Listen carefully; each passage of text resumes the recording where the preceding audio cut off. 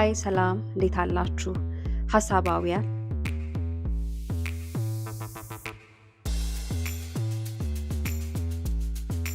ስለምን መሰላችሁ የምናወጋው ስለ እኔ ዘመን መልክ ፀጉራም ድመት አላችሁ እየተባልን ውስጣችን ስላለቅ ነው። በብዙ ነገር ባዶነት ስለሚሰማን ስለ እኔ ዘመን ወጣት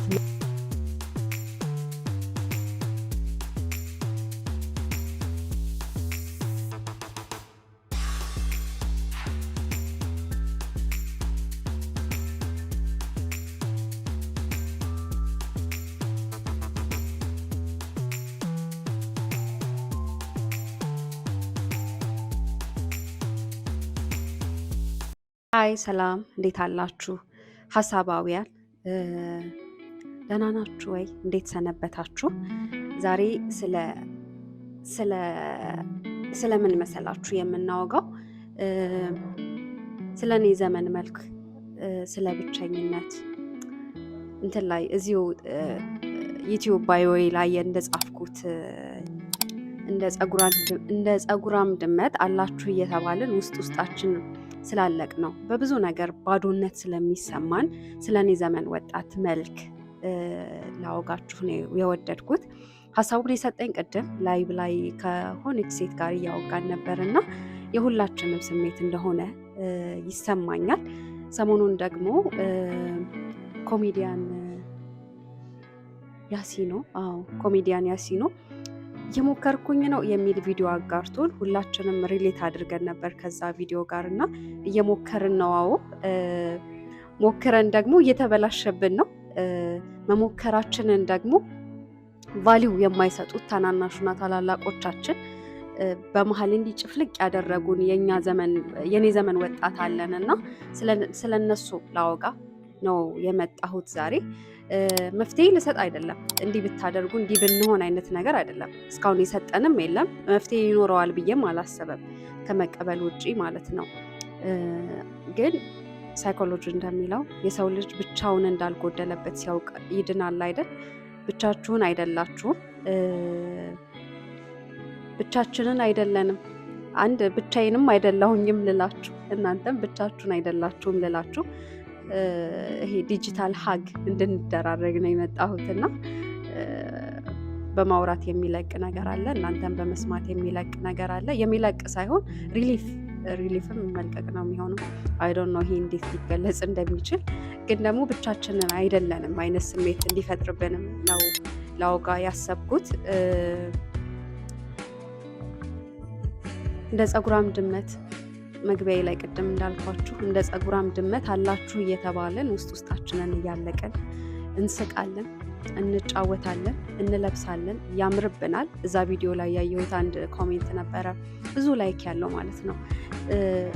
ይሄ ኮሜዲያን ያሲኖ አይደለ እየሞከርኩኝ ነው ምናምን ብሎ የሚጮኸው የለበሰው ልብስ እኮ ከአከራዩ በላይ ነው ዋጋው ምናምን ሲሉ አይቻለሁ። እና ልብስ እንለብሳለን ዋጋው ውድ የሆነ እኛ ምናልባት አንገዛው ይሆናል፣ የሆነ ሰው ስጦታ ሰጥቶ ሊሆን ይችላል።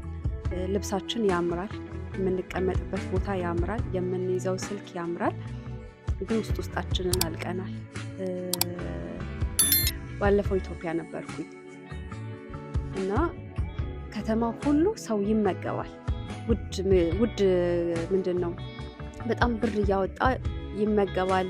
ውድ ልብሶችን ይለብሳል። ስልኩ አይፎን 17 ነው 16 15 ነው የያዘው ስልክ ምናምን እና ለአንድ ወዳጄ የኔ ስልክ 11 ነች ባይ ዘ ዌይ አሁንም ሪከርድ እያደረግኩባት ያለዋት ስልክና ለአንድ ወዳጄ እንዴ ሰው ተቸግሯል፣ ወጣቱ ስራ የለውም፣ ከየት እያመጣ ነው ታዲያ 1000 ብር 1500 2000 ብር ማኪያቶ 140 ብር እየከፈለ የሚጠጣ ስለው ተስፋ ስለሌለው አለኝ። ተስፋ ያለው ሰው ነው፣ ነገ ያለው ሰው ነው ብር ሴቭ የሚያደርገውና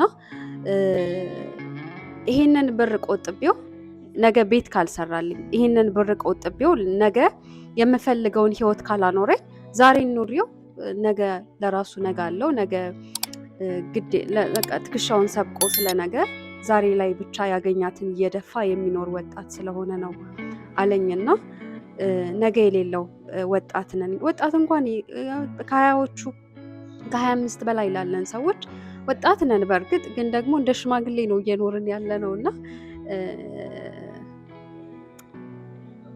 ነገ የሌለን ወጣቶች እየሆንን ነው። ግን ደግሞ በዚህም ውስጥ ታግለን ማለፍ አለብን። አንዳንዴ ደስታም የራስ መልክ ከሌለው ደስታ ትርጉም የለውም አይደለ? ሐዘንም የራስ መልክ ከሌለው ይሄ ዝብርቅርቅ ያለ ራስን ያሳጣ ምናምን ነው የሚሆነውና ይሄ መልክ ይሄ የማጣቱ የማዘኑ የመቸገሩ ምናምን የኔ ዘመን መልክ ነው ብለን ደግሞ መፍጨርጨር መቻል የኔ ዘመን መልክ ነው ብሎ አንድ መጀመሪያ መቀበል ከተቀበልነው በኋላ ደግሞ ለመውጣት መንገድ ይሆነናል ከተቀበለን በኋላ እና አይ ቲንክ አለመቀበላችን ይሆን እዚህ ነገር ውስጥ እንደዚህ ቡጥርቅርቅ ምንድነው ቡጥርቅርቅ እንድንል እያደረገን ያለው መቀበልና አለመቀበል መሀል ላይ ስለሆነ ምንድነው ተረካቢ እያሉ አሳደጉን ተማሪ እያለ እናንተ ናችሁ ሀገር ተረካቢዎች እናንተ ናችሁ የነገዋን ኢትዮጵያ የምታስቀጥሉ ምናምን ብለው ታላላቆቻችን መምህሮቻችንና እንደዛ እያሉ አስተማሩ። ተምረን ወጣን፣ ተመረቅን፣ ግራጁዌት አደረግን ከየዩኒቨርሲቲው ከየኮሌጁ ምናምን። ከዛ ግን አላስረክብም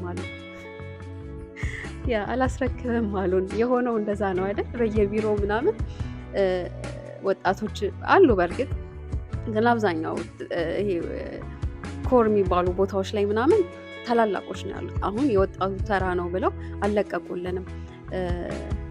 ኝኝ የሚሉ ፖለቲከኞች ኝኝ የሚሉ የትምህርት ሚኒስተሮች ምናምን አሉና ከዛ ደግሞ ታናናሾቻችን ደረሱብን። በሀብትም በልጠው በአስተሳሰብም ከኛ እየተገደረደሩ ታናናሾቻችን ደረሱብንና መሀል እንዲጭፍልቅ አደረጉን ማለት ነው። እና ነጥረን እንውጣ ደግሞ እኛ ወይ በፍልስፍና ወይ በሆነ ነገሩ ነጥረን እንውጣ። ለማንኛውም የኛ መልክ ግራ የሚያጋባ ነው፣ ግን ኢትስ ኦኬ።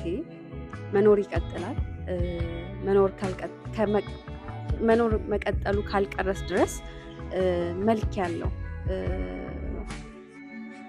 ዴብዝ ያለው መኖርም አለብን ብዬ አምናለሁኝ። እና ኢትስ ኦኬ ብለን የሆነ ቪዲዮ ላይ ብያቸዋለሁ። ትከሻችን ሰብቀን ጎሄድ መኖር ያለን አንድና አንድ ነው እዚህ ምድር ላይ የምናውቀው መኖርን ስለሆነ መኖር ካልቀረ አይቀር ደግሞ ድምት አድርጎ የሚኖር ሰው እንሆን። ችግራችንን እንደ ጄኔሬሽን አውቀነዋል። አይዞህ ተባብለን አቧራችንን አራግፈን ተነስተን መኖር እንቀጥል። ለዛሬ አይ ቲንክ ይሄ ሳይበቃን አይቀርም ብዬ አስባለሁ። ግን እንደ ሞቶ እንደ ፀጉራም ድመት አላችሁ እየተባለን ውስጣችንን እያለቅን ያለ ነው የኔ ዘመን ወጣት። አይዟችሁ፣ ወደፊት እንቀጥላለን። ተውጠን አንቀርም። ነገ ይኖረናል። እሺ፣ ተስፋ አትቁረጡ። ነገ ይኖረናል። ደግሞ ብዙ አላረጀንም። ይመቻችሁ።